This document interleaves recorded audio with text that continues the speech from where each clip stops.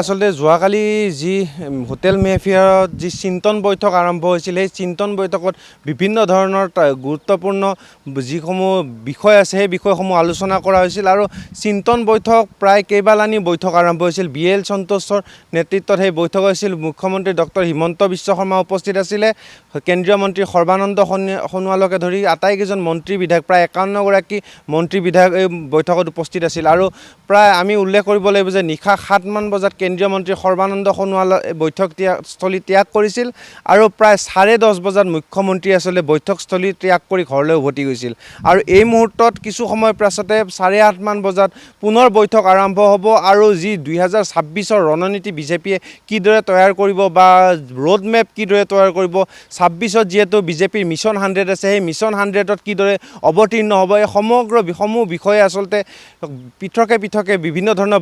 বৈঠক আৰম্ভ হৈছিল আৰু সেই বৈঠকসমূহত পৃথকে এই বিষয়সমূহ সন্নিৱিষ্ট হৈ আছে আৰু ক'ব লাগিব যে 2026ত বিজেপিয়ে মিছন 100 যিহেতু 126টা সমষ্টিৰ ভিতৰতে 100টা সমষ্টি দখলৰ লক্ষ্যৰে আচলতে তেওঁলোকে বিভিন্ন ধৰণৰ বৈঠক আৰম্ভ কৰিছে। সেই বৈঠকত আচলতে বিভিন্ন এই মুহূৰ্তত যিহেতু আমি ভাষ্য সংগ্ৰহ কৰিছিলোঁ যোৱাকালি কেইবাজন মন্ত্ৰী বিধায়কৰ যে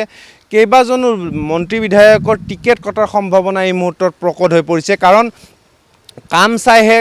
টিকেট দিয়া হ'ব, মানুহৰ মুখ চাই টিকেট দিয়া নহয়, এই কথা স্পষ্ট ইংগিত দিছে ৰাজ্যিক বিজেপিৰ সভাপতি দিলীপ শইকীয়াই। আৰু যোৱাকালি দিলীপ শইকীয়াও এই বৈঠকত উপস্থিত আছিল আৰু এই বৈঠকত 2026ত যিসকল আচলতে মন্ত্ৰী বিধায়কে নিজৰ সমষ্টিৰ কাম কৰিব পৰা নাই বা ৰাজ্যৰ কাম কৰিব পৰা নাই তেওঁলোকৰ টিকেট কটা হোৱাটো এক প্ৰকাৰ নিশ্চিত হৈ পৰিছে, কাৰণ বিধানসভা নিৰ্বাচনৰ বাবে 6 মাহ সময় বাকী আছে আৰু 6 মাহত আচলতে মন্ত্ৰীসকলৰ ৰিপৰ্ট কাৰ্ড যিহেতু প্ৰথম ছাৰ্ভে আৰম্ভ হৈ গৈছে। মই পুনৰ উল্লেখ কৰিছোঁ যে যিহেতু ছাৰ্ভে চলি আছে, মন্ত্ৰী বিধায়কৰ ৰিপৰ্ট কাৰ্ডৰ ওপৰত ছাৰ্ভে চলি আছে, প্ৰথম ছাৰ্ভে আৰম্ভ হৈছে আৰু প্ৰথম ছাৰ্ভেত বহু মন্ত্ৰী বিধায়কৰ আচলতে যথেষ্ট বেয়া ছাৰ্ভে ৰিপৰ্ট গৈছে, যাৰ বাবে আচলতে এই স্থানত হোটেল মেহফিয়াৰত চিন্তন বৈঠকত সেইসমূহ বিষয় আচলতে আলোচনা কৰা হৈছে আৰু যিসমূহ প্ৰথম ছাৰ্ভেত আচলতে বেয়া ৰিপৰ্ট আহিছে, দ্বিতীয়টো ছাৰ্ভেত তেওঁলোকক ভাল কৰিবৰ বাবে আচলতে মুখ্যমন্ত্ৰীয়ে ইতিমধ্যে তেওঁলোকক স্পষ্ট ইংগিত দিছে। যদি দ্বিতীয় ছাৰ্ভেটো তেওঁলোকৰ ফলাফল বেয়া হয় তেতিয়াহ'লে টিকেট কটা হোৱাটো এক প্ৰকাৰৰ নিশ্চিত আৰু ইতিমধ্যে যিসকলে আচলতে সমষ্টিৰ কাম কৰা নাই বা ৰাজ্যৰ যিসমূহ দায়িত্বত পায় তেওঁলোকে কাম কৰিব পৰা নাই সঠিক মতে, তেওঁলোকক আচলতে এই মুহূৰ্তত স্পষ্ট ইংগিত দিছে যে তেওঁলোকৰ টিকেট কটাটো এক প্ৰকাৰৰ নিশ্চিত। সেয়েহে আগন্তুক 6 মাহত আচলতে বিজেপিৰ ৰণনীতি কিদৰে হ'ব বা বিজেপিয়ে কিদৰে ভোটাৰ ৰাইজৰ মাজত তেওঁলোকৰ যি পৰিদৰ্শন আচলতে পাৰদৰ্শিতা দেখাবলৈ সক্ষম হ'ব তাৰ বিষয়ে ইতিমধ্যে আলোচনা কৰি থকা হৈছে আৰু আজি প্ৰায় 2 বজালৈ মিটিং চলিব, যিহেতু চিন্তন বৈঠক আজি 2 বজালৈকে চলিব আৰু কিছু সময়ৰ পিছতে মুখ্যমন্ত্ৰী ডক্টৰ হিমন্ত বিশ্ব শৰ্মা আহি উপস্থিত হ'ব। প্ৰায় 8:30 বজাত সময় দিয়া যে 8:30 বজাত মুখ্যমন্ত্ৰীগৰাকী আহি উপস্থিত হ'ব আৰু 9 বজাৰ পৰা আজি পুনৰ চিন্তন বৈঠক আৰম্ভ হ'ব বিয়লি 2টা বজালৈ। 2টা বজাৰ পিছতহে আমি পৰৱৰ্তী সময়ত আচলতে চিন্তন বৈঠকত কি বিষয়বস্তুৱে আচলতে গুৰুত্ব পাইছে বা কেনেধৰণৰ বিষয়বস্তু চিন্তন বৈঠকত আলোচনা কৰা হৈছে, কোন মন্ত্ৰী বিধায়কক চিন্তন বৈঠকত কেনেধৰণৰ কাম কৰিবলৈ নিৰ্দেশ দিয়া আছে সেইসমূহ গম পাম। কিন্তু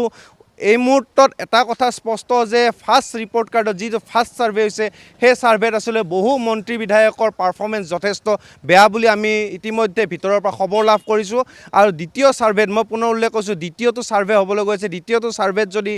মন্ত্ৰী বিধায়কসকলৰ যিসকলৰ আচলতে ৰিপৰ্ট বেয়া হয় তেওঁলোকক টিকেট কটা যোৱাটো এক প্ৰকাৰৰ এই মুহূৰ্তত নিশ্চিত হৈ পৰিছে আৰু এইবাৰ 2026ত আচলতে কেইবাটাও সমষ্টি আচলতে ডিলিমিটেশ্যন হৈছে, কেইবাটাও সমষ্টি নতুনকৈ নিৰ্ধাৰণ কৰি আহিছে, নতুন মুখে এইবাৰ প্ৰাধান্য পোৱাটো সম্ভাৱনা এই মুহূৰ্তত প্ৰকট হৈ পৰিছে আৰু বহু পুৰণি বিধায়কৰ টিকেট কটা যোৱাটো এক প্ৰকাৰৰ নিশ্চিত হৈ পৰিছে, যাৰ বাবে 6 মাহ থকা সময়তে আচলতে তেওঁলোকক কিদৰে কাম কৰিব লাগে, সমষ্টিত কিদৰে উন্নয়নমূলক কাম কৰিব লাগে, ৰাইজৰ মাজত কিদৰে সোমাই যাব লাগে সেইসমূহ বিষয়ে এই মুহূৰ্তত আচলতে তেওঁলোকক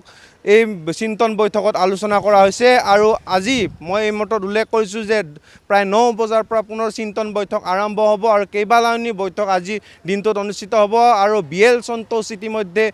ৰাষ্ট্ৰীয় নেতাগৰাকীৰ ভিতৰতে আছে। BL সন্তোষৰ উপস্থিতিত আজি প্ৰায় 2 বজালৈ চিন্তন বৈঠক হ'ব আৰু 2 বজাৰ পিছতে আমি দৰ্শকসকলক সবিশেষ জনাব পাৰিম যে চিন্তন বৈঠকত কি বিষয়বস্তুৱে স্থান পাইছে, কোন মন্ত্ৰী বা কোন বিধায়কৰ টিকেট কটাৰ সম্ভাৱনা আছে সেয়া এক প্ৰকাৰৰ স্পষ্ট হ'ব আৰু আমি সংবাদ মাধ্যমে অপেক্ষা কৰিব লাগিব কিছু সময়লৈকে আৰু ইতিমধ্যে মই উল্লেখ কৰিছোঁ যে কেইবাগৰাকীও মন্ত্ৰী বিধায়ক এই মুহূৰ্তত ভিতৰত আছে আৰু চিন্তন বৈঠকৰ শেষতে সম্পূৰ্ণ তথ্য আমি দিবলৈ সক্ষম হ'ম।